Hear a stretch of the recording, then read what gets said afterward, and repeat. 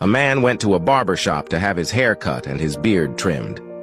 As the barber began to work, they began to have a good conversation. They talked about so many things and various subjects. When they eventually touched on the subject of God, the barber said, "I don't believe that God exists." "Why do you say that?" asked the customer. "Well, you just have to go out in the street to realize that God doesn't exist. Tell me, if God exists, would there be so many sick people? Would there be abandoned children? If God existed, there would be neither suffering nor pain. I can't imagine a loving God who would allow all of these things." The customer thought for a moment, but didn't respond because he didn't want to start an argument. The barber finished his job, and the customer left the shop.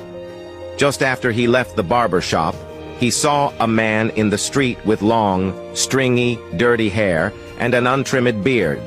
He looked dirty and unkempt.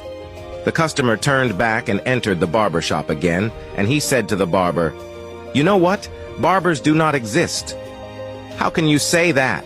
asked the surprised barber.